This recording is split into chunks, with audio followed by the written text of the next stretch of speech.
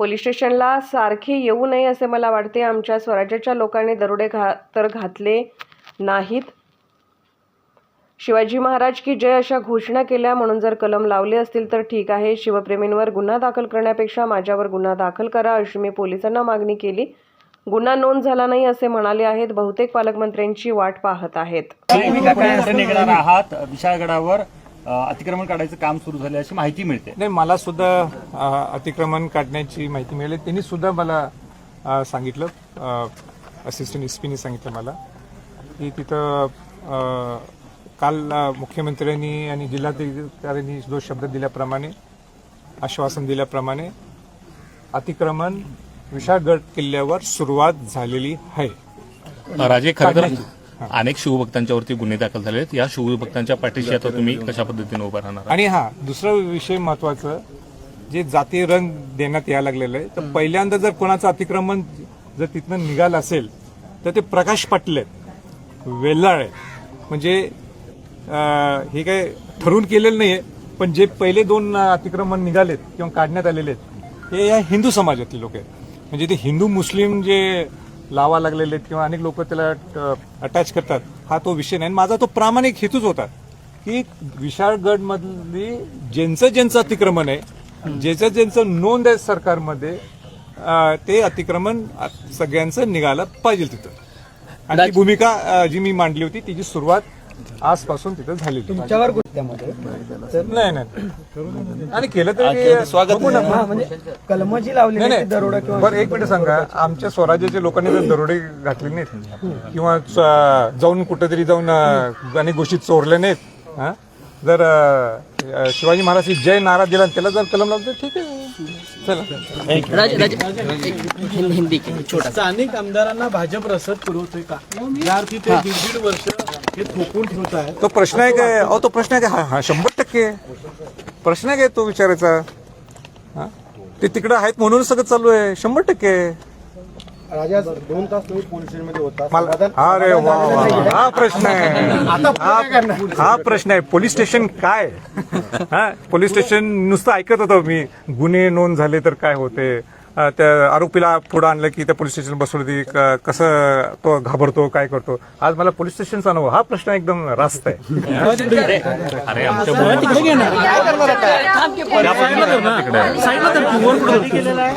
बघा, आवाज राहू दे. हे रेडी. राजे बोला. इतक्या वेळ आपण आतमध्ये बसून होतात, नेमकं पोलीस प्रशासनाकडून आपल्याला काय उत्तर मिळालं, नेमकं काय झालं? प्रथमतः मी इथं हजर होण्यासाठीच इथं आलो होतो, कारण का मला कोल्हापूरच्या प्रेसमध्ये अनेक इलेक्ट्रॉनिक मीडिया किंवा प्रिंट मीडियाच्या लोकांनी मला हा प्रश्नच केला होता की तुमच्यावर गुन्हा नोंद झालेला असं समजते. आणि म्हणून मला स्वतः वाटलं की आपण कायदा सुव्यवस्था मानणारा हा संभाजी छत्रपती आहे, आणि म्हणून आपण आणि काही करण्यापेक्षा त्यापेक्षा आपणच इथं स्वतः हजर व्हायला येऊ. आणि म्हणून मी आज शाहूवाडी पोलीस स्टेशनला इथं आलो होतो. मी त्यांना सुरुवातीला हा प्रश्न केला की खऱ्या अर्थाने ज्या अनेक शिवभक्तांच्यावर गुन्हा नोंद केलेला आहे, तर त्यांनाच जबाबदार धरण्यापेक्षा तुम्ही मलाच जबाबदार धरा. एखादा फोन विरोध किंवा बोलणं काही झालंय का? नाही का? एकदम तुम्हाला एकदम तेच काढून काल कोल्हापुरात येऊन गेले. नाही, आता तो विषय, आता ते फोन बिन आज दिवसभर कोल्हापुरात मुस्लिम बोर्डिंग कडून दुसरं एक राहिलं. ते मगाशी बोलता तुमचा देतो पूर्ण वेळ देतो.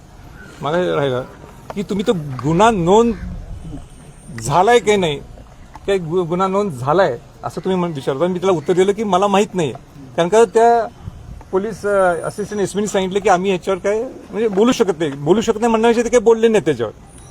मला असं वाटतंय बहुतेक करून पालकमंत्र्यांच्या आदेशासाठी काही थांबलेत का? पालकमंत्र्यांनी काही त्यांना म्हणजे पालकमंत्री सांगितलं अरे लावा गुन्हा, त्यांना करा अटक.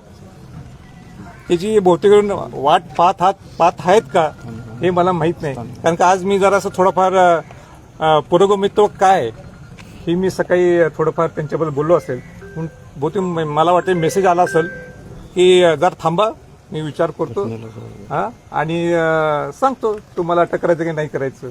पालकमंत्र्यांच्या हातात आहे की मला माहित नाही. ज्या ठिकाणी तोडफोड झाली त्या ठिकाणी शाहू महाराज उद्या जाणार आहेत. संभाजीराजे स्वतः अशा ठिकाणी पाहणी करायला जाणार आहेत का, काय सांगाल? कारण पुरोगामित्वाचा तुम्ही नाही, वाक्य आता वारंवार नाही, उल्लेख नाही नाही छत्रपती शाहू महाराज हे खासदार म्हणून पाहायला निघालेले आहेत. मला ती जागा पूर्ण पाठ आहे. हा? मी अनेक मोहिमा केलेत. मी स्वतः पावन आपलं पन्हाळा ते गोडखिंड किंवा पावनखिंड ज्याला आपण म्हणतो ते मी 3 मोहिमा केलेल्या आहेत आजपर्यंत चालत. तेव्हा मला पाठ आहे म्हणून मला जाऊन परत बघायची गरज नाही, का मी स्वतः काल पाहिलेलं आहे. आणि मी खासदार नाही ना, नुकसान मी स्वतः पाहिलेलं आहे. मी काय त्याचं समर्थन कुठे केलेलं आहे. पण या सगळ्या गोष्टीला आता तुम्हाला जबाबदार धरलं जाते आणि मुस्लिम बोर्डिंगच्या वतीनं निवेदन दिलेलं आहे आणि धरून तुम्हाला देतो. अटक बनावं. नाही, एक मिनिट हा, धरून देत. आता त्यांना आजपर्यंत माझ्या पुरोगामित्वावर त्यांना शंका वाटत असेल म्हणून ते बोलत असतील. माझी सुद्धा वेळ येईल ते मी त्यांना बोलेन. मग तो आतंकवादी जो तिथं राहिला, हा, काय नाव त्याचं, यासिन भटकर, तो राहिला, त्याच्यावरही काही बोलत नाही. तो कसा राहिला तिथं, कोणाच्याकडे राहिला, ह्याच्यावर चर्चा नाही. माझ्या पुरोगामित्वावर हे मग मी एवढं स्पष्ट बोलतो की तिथं दोन्ही लोकांचं तिथं अतिक्रमण आहे. दाखल आहे की नाही अजून स्पष्ट केलं नाही. मात्र अनेक शिवभक्तांवर गुन्हे दाखल झाले, त्या संदर्भात काय भूमिका आहे, त्या संदर्भात काही बोलणं झालं आणि अनेक मुलांची धरपकड जी आहे त्याच्यामध्ये असणार आहे. मी त्यांना हेच सांगितलं की जे त्यांना तुम्ही जबाबदार ठरता तर त्याच्यापेक्षा पहिलं जबाबदार मला धरा, माझ्यावर गुन्हा नोंद करा. राजे हिंदी में बता दीजिए नाही नाही, शाहू महाराजांनी देखील या सगळ्यावरती खरतर ही सगळी प्रसिद्धी पत्रक काढलंय, घटना जी आहे ती निंदनीय आहे प्रसिद्धी अशा पत्रक काढलंय शाहू महाराजांनी आणि हा जो काय प्रकार घडला त्याबद्दल नाराजी व्यक्त केली आहे. दुर्दैवी प्रकार आहे असं म्हटलेलं आहे. आणि उद्या ते विशाळगडावरच्या पायथ्याशी भेट देखील त्या पाहणी पत्रकामध्ये मुख्यमंत्री आणि उपमुख्यमंत्री यांच्यासोबत बैठक लावायला पाहिजे होती असं सुद्धा उल्लेख आहे. त्याबाबतचं पत्र दिलं होतं. मात्र या सगळ्यावरती ताशेरे जे आहे ते प्रशासनाचं अपयश आहे असं बोललेले म्हणतात. आहे. संभाजीराजे यांची भेट घडवून द्यायला पाहिजे होती पण प्रशासनानं ती भेट घडवून दिली नाही म्हणून हे सगळं घडले आणि यासाठी प्रशासनाला जबाबदार धरलं. छत्रपती शाहू महाराजांनी 2 भूमिका घेतल्या. एक भूमिका ते खासदार म्हणून सुद्धा घेत होते, आणि एक भूमिका वडील म्हणून घेत होते. आणि हे घेत असताना त्याच्यात प्रामुख्याने 2 भूमिका जे मला दिसतात. तर मी स्वतंत्र आत्ताच ओझरतं मी पाहिलं. त्यातली पहिली भूमिका ही आहे की त्यांनी जिल्हाधिकाऱ्यांना आणि जिल्हा पोलीस प्रमुखांना सांगितलं होतं की छत्रपती संभाजींची मीटिंग ही आपण मुख्यमंत्र्यांच्या बरोबर, उपमुख्यमंत्र्यांच्या बरोबर ही मीटिंग लावावी. हे बरोबर आहे, हे काही चुकीचं नाही. कारण का त्या चर्चेत मी सुद्धा होतो, फोनवर आमची चर्चा झाली. मगाशी मी प्रेस कॉन्फरन्समध्ये सुद्धा म्हटलं की प्रोटोकॉलनी थोड्या गोष्टी मला बोलता येत नाहीत, त्यांच्याकडून आलाय म्हणून मी आता स्पष्टीकरण द्यायला मला काही हरकत नाही. छत्रपती शाहू महाराजांनी मला सांगितलं होतं की आपण कोल्हापूरला मीटिंग घेऊ, जिल्हाधिकाऱ्यांच्या बरोबर, जिल्हा पोलीस प्रमुखांच्या बरोबर आणि स्वतः ते खासदार म्हणून.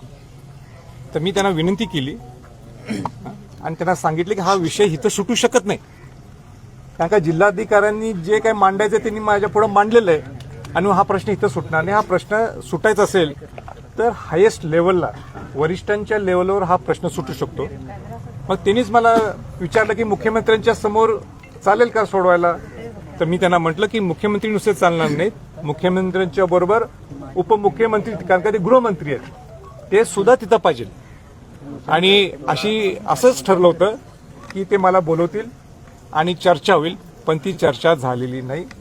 हे स्पष्टपणाने मला आपल्याला सांगायचं आहे. मला चर्चेला बोलवलं गेलं नाही आणि म्हणून ती मुंबईत ती मीटिंग झाली नाही.